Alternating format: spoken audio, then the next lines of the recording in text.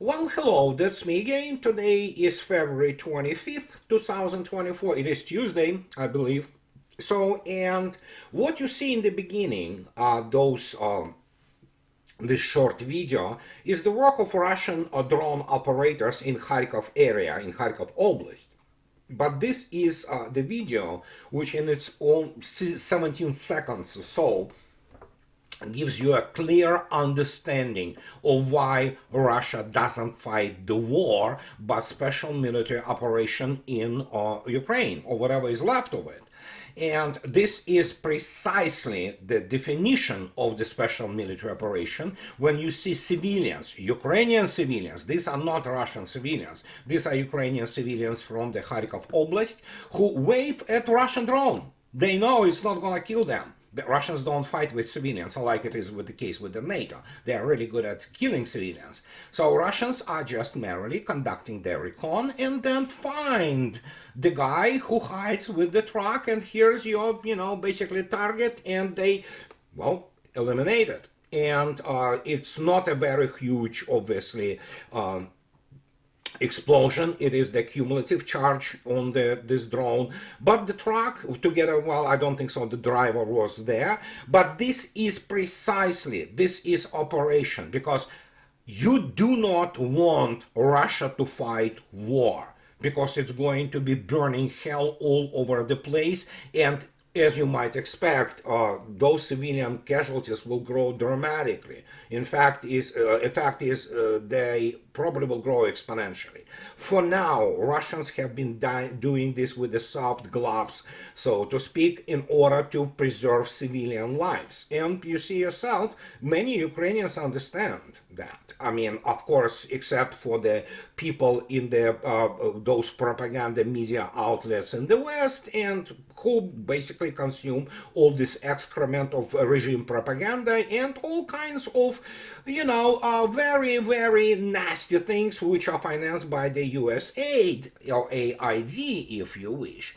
But I want to go and do my Kremlin whisperer, thing here, because obviously after Vladimir Putin gave the interview to Zarubin, he is official, basically, the guy, listener, reporter for Kremlin, there are many people who are just panicking for some reason, despite the fact that evidently, as is the case for very many people, make no mistake, I understand people have different, learning capability or abilities, they have different listening abilities, they have different comprehension abilities, but this is the thing which I repeat non-stop, and I will continue to repeat it.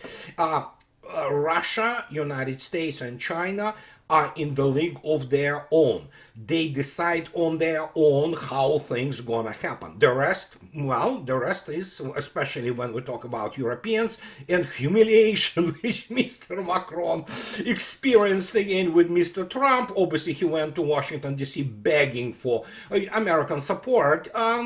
Obviously it was declined, and he was humiliated from the moment he arrived to the White House, where he hasn't been met by President Trump, and till the moment when he was, sat at the table as the child, actually, during their, feast, and the adults give them, some kind of seat next to them. And so we have this issue. So if you take a look attentively, this is Mr. Putin, and this is as reported by TASS. Mr. Putin stated, Ukraine project with US, Putin statements after meeting on rare earth. It's not just rare earth. Many people do not understand. People, the scale of Putin, they do not use these things just to talk about some rare earth which are not there. I will explain to you why Putin has this very dry sense of humor and sarcasm.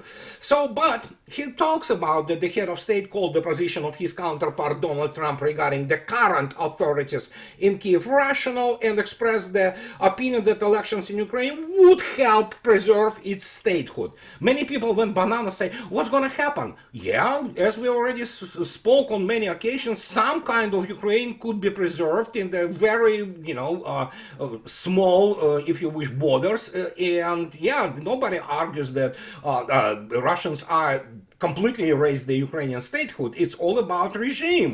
And here's Mr. Putin reiterates this thing, that Moscow, when he talks about rare earth, you have to get Putin's sense of humor.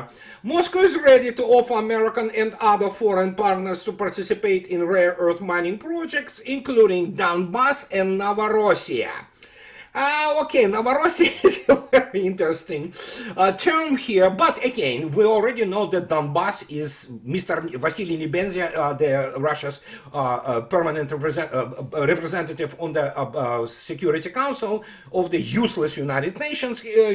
He already stated that, yeah, I mean, forget about all those four oblasts, and that's already have been settled with the Americans. And so he talks about that there are certain reserves there too, well, meaning that pretty much all reserves Russia will have. We're ready to work there with our partners, including the Americans. Absolutely, Americans are, if United States does their, together with Russia, mutual steps to easing their, so to speak, tensions in the relation, sure, why not? And so then Putin elaborates quite a bit. And he says what is absolutely clear and what is already have been evidently achieved and settled between the United States and Russia. Vladimir Zelensky is a factor in the disintegration of Ukraine. Trump realizes this and wants to revitalize the political environment there to create conditions for the survival of the Ukrainian state. Yes, absolutely, everybody understands this. And in general, this is not so much for the benefit of Russia. We have a conflict with the current regime, but for the benefit of Ukraine itself. Yeah, he essentially narrated the strategy of Washington, which of course, well, still wants to freeze things. They will not be able to do that.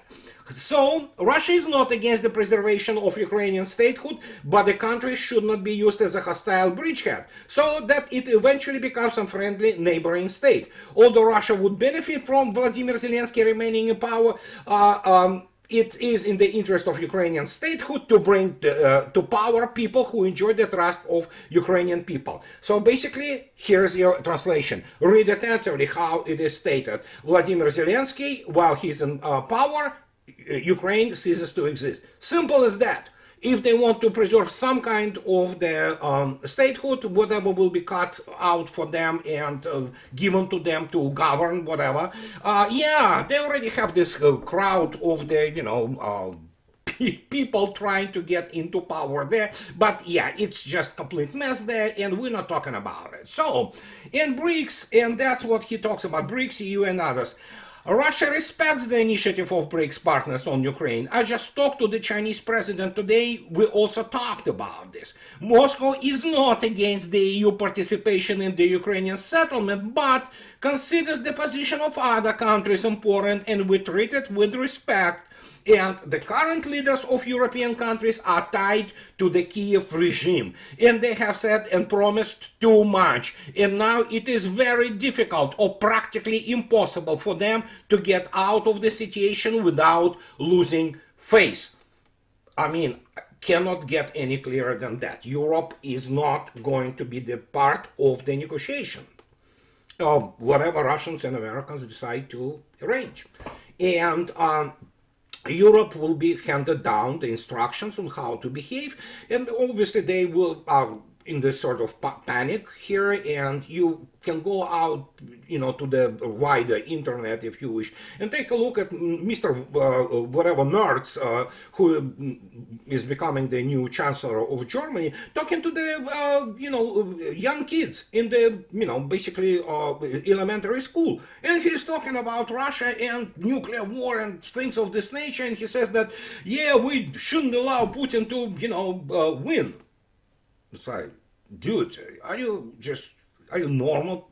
Are there any normal people there? No, there are no normal people in any European elite, with the exception probably of the very pragmatic and smart Viktor Orban and Mr. Fico of Slovakia. Other than that, those people are just, and they are in a huge panic mode. I mean, because obviously suddenly they are handed, well, the result. And the result now is just all about tweaking those things which already clear. So Ukraine will be demilitarized, and Russians are already continue to, move further in Ukrainian territory, including Kharkov, and well, we know that they are in Sumy region, and there are rumors that armed forces of Ukraine or whatever is left in those, spots of forest in Kursk area, which is pretty much now small little area. They want to withdraw. I don't think so. They will be able to withdraw. They will be essentially annihilated as they try to withdraw. And Russians already cut the main road which goes there. So it's if you look attentively at their losses today, as you can see yourself, yeah, the downward trend is pronounced, but still, yeah, we have the result, which is terrifying. We are looking at the above million KIAs, and you know what? The Wall Street Journal comes out with this panicky mode. Without US aid, Ukraine would lose some of its most sophisticated weapons. Kyiv could find itself short of ammunition and unable to use some weaponry as soon as the summer if Trump cuts off US supplies. Well, Trump will have to cut US supplies. People say they are already cut. That is why this panicky and warmongering, neocon crap from Wall Street Journal. But the point is, Kyiv regime, all those sophisticated weapons are not really in, for example, as here shown, whatever, the Bradley, I guess, so they suck. Bradleys suck. That's not good, armored vehicle. And generally, weapons which have been provided to Ukraine from NATO and provided some best weapons they had, they are not good for the modern battlefield, especially in terms of the essentially tactics which have been developed. And I'm not going to talk about drones here. There are so many other things which are involved, and they are very complex. They are not for the people without special and very good military background, serious academic military background, to even understand that. And so, yeah, they panic. The Wall Street Journal panics. Now we have in London these guys. As you can see yourself, evidently London wants to die. I don't know. She could be actually Ukrainian, but it's in London. So yeah, why don't they give nukes to Ukraine and see what happens?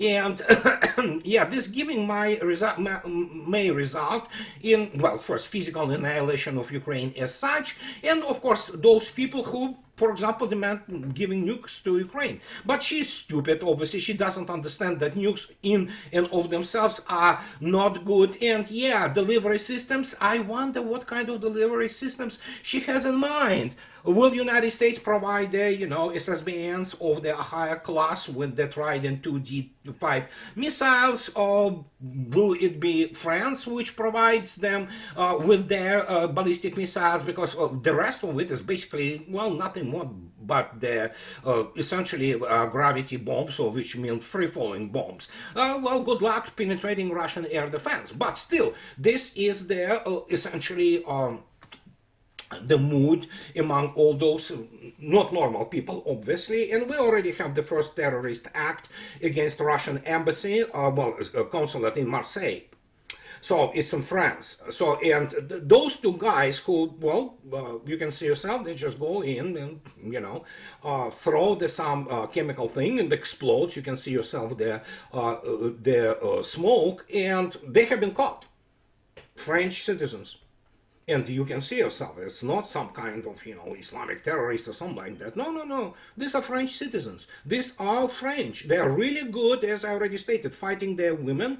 After, of course, they were liberated by the Americans in World War II. And that's what they do. They're really good at that, They're not good at fighting war. And Macron was really humiliated across the board. And, yeah, Europeans have been told that get the hell out of here and deal with it. And they will be dealing with it in a sense that United States, as I already stated, will be eating Europe. Europe's fate is sealed. United States wants to eat too. And this is European Union is the good way to kind of satisfy the hunger and extend the life of the American state in its present form for a while. And that's going to be happening. And evidently the mood, as I already stated, is not very good. And how to put it? it's really becoming absolutely ridiculous, to the point that we have now this guy, and this is what I wanted to talk about. We have this Spanish guy. Oh, the Spanish foreign minister, Jose Manuel Alvarez, or Alvarez, I don't know. So, Spain proposes first move towards European army. The EU needs to achieve full strategic autonomy with our own military, the country's foreign minister has said. And so the diplomat said he would urge the EU Foreign Affairs Council, so a bunch of the nincompoops who know first thing about real diplomacy, or let alone the military, to reflect on how to boost the continent's defense capability. This is the key word, because obviously they cannot boost it. They simply do not have resources. And actually, when you have even Lithuanian or Latvian, whatever, from all those Baltic statelets saying that we cannot do this without Americans, yeah, you can. And I will explain to you why. Capabilities, this must include the ability to have rapid deployment forces that could even be embryo of European army, Alvarez said. The bloc also needs to achieve strategic autonomy and further develop its domestic defense industry and logistics. It will not be able to develop its domestic defense industry because Russians are not providing cheap energy. And most of European countries are barren land, maybe having some, reserves of coal. That's about it. And as I already stated many times, Russians now view Germany as the existential enemy, and there is no coming back. And just to demonstrate to illustrate this situation, here it is. Remember I spoke about Renault just recently? Well, here's what Russians stated to French, that Russian auto giants cites $1 billion Renault re-entry price tag. Remember Mr. Novak speaking about it, that, yeah, if they want to go back, on the market, well, pay. And even then, we will decide what is going to happen. Renault will have to compensate Russian car maker Avtovaz up to $1.3 billion if it wishes to reacquire its former business and re-enter the market, having previously quit the country, CEO Maxim Sokolov said on Tuesday. And so they would top 112 billion rubles, which is $1.3 billion.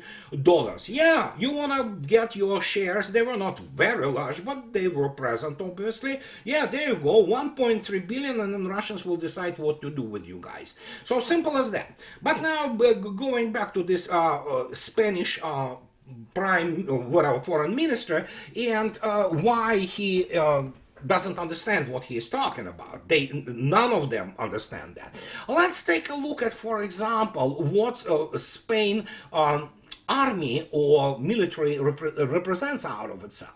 And one of the key points which I constantly stress, and I don't know how many times I have to illustrate that, but look at this. Let's take a look at them. Well, as I already stated, we go back to this Air Force's, Air Fleet Special magazine. Here it is. So this is the Western source. You see, Flight International 2024 World Air Forces. So don't blame me when I show you these numbers. And so, as I will repeat again, look at this attentively. As you can see yourself, only France, with minuscule 2% of the air fleet, is there. And most of it, air fleet, is some kind of special transport or what have you fleet. In terms of the combat aviation, it's actually very not large. And if you take a look now at Spanish Air Force, keep in mind what we are looking at. Look at this. They still have 68 Eurofighters, and they probably will obtain more or get more because their rate is extremely slow, and they need to spread this Eurofighter, which is becoming obsolete. No matter what they talk about this thing is not designed to fight in the modern air combat. For example, if they want to, fight Russians, obviously they can fight Third World successfully, and they will perform really well. Well, especially when you don't have the opposite air force. But look at this. More than half of the Spain's, air fleet EF-18M FA, basically European F-18. of the first versions, and that tells you something, doesn't it? And this is Spain, which so far basically reserves itself the right to continue with the Eurofighter program. But others, such as the Royal Netherlands Air Forces, they have F-35s shoved down their throats instead of F-16. And this is, with the exception of France, the case across the board in Europe. And Eurofighter is, as I already stated many times, is becoming obsolete really fast for the modern 21st century combat. And so, well, why don't we go and take a look at the Spanish Navy? I'm not talking about ground forces of Spain, because they practically all of them, they are armed with its armored forces with M113 of American production, and of course German Leopards. We know how Leopards perform, don't we? Not very well, and they can say, oh, we can create better Leopard, we can create better defense. Sure, you can, but the problem is it still will not be good enough to, sustain any kind of serious operations. And Spain has like something like 120 of those tanks, so this is like really not serious. And now and again, don't forget, Spain, oh my God, big economy or whatever. Sure, and so we're gonna go and take a look at the Spanish Navy. And we go to the surface fleet. Surface fleet of Spain, as you can see yourself, consists of, look at this, 5 Alvaro de Bazan class F-100, it's air defense frigate. Well, I'm not talking about, what those 6 Santa Maria class, which is nothing more than American Oliver Hazard Perry, good old frigate with the basically design from 1960s. And they're talking about, and we'll talk about this F-110 class frigate, which they are preparing. But what is the most important on this Alvaro de Bazan ship? And as you can see yourself, even that's why I use it, because I know it's true. It's Wikipedia gives that, based on Federal Naval Base and Air Defense System using the Aegis combat system. Well, although they are called air defense frigates, many people do not understand what Aegis combat system is. And let me give you the word, Raytheon. Practically every sensor which you can see, and the vertical launch systems like MK41 on this Alvaro de Bazan thing are all American made. And guess what? These are, after the power plant engines, are the most expensive things, sometimes even more expensive than the engine. And guess what? It's all Raytheon. All of it. And if you go and look at this Alvaro de Bazan thingy, well, guess what? It is American missiles, including SM-2. These are obviously Spy 1D radar. It is obviously American-made sonar and everything, with the parts, small, morsels of the European-made sensors. And this is essentially, sensor-wise, is a Raytheon ship. They are very expensive, and they cannot produce this, and especially the Aegis combat system, which is the combat informational control system, which is responsible for, fusing all those sensors and battle managing them in case they will encounter serious enemy. This is what it is. Spy 1D alone is, you can look it up. I mean, Spy 1D and plugged into the combat control of this radar, horrendously expensive. So yeah, it's American ship essentially with the basically Spanish hull. Now we can go further, and here it is, this F-110.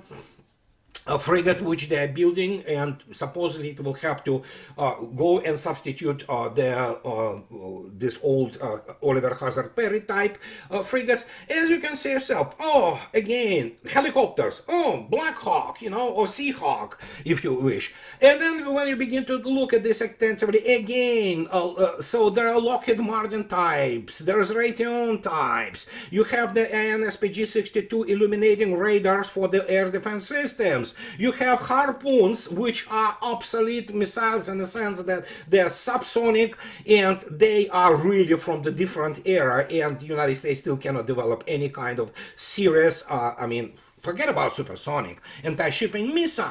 You can take a look at the VLS Mk-41. It's all practically American ship again, and nothing you can do about it. And this is the, well, basically conundrum Europeans find themselves in. And if you think so that France, with its economy, which is not that big, honestly, in real terms, or, can provide for the needs of the European army? No, you can't. You have to have the energy and incredible expense of the resources and technological expertise to come up with this. And just to demonstrate to you how bad it is with the Europeans, who obviously, again, they feel themselves insulted, they feel themselves humiliated, and good. This is where they belong, and that's over for Europe. And people say, oh, you don't like Europeans. No, I don't like the modern Europe. So, and what can I say? Just the way it is. And I have my very good, solid reasons not to like Europe. But, look at this. Remember this. Why? That's the Mistral class, well, glorified ferry, okay? They're called helicopter carriers. It's French. Yeah, and if you remember, in 2009, Russians, signed the contract for those Mistrals. When Mr. Sarkozy essentially was rewarded by Russia for Mr. Sarkozy negotiating the end of the 5-day war against Georgia, with complete demolition of the Georgian army by Russian armed forces. Evidently, nobody took the note then in Washington. Well, they were still, pretending that they know what the real war is. And Russians signed two, of those contracts for two of those ships.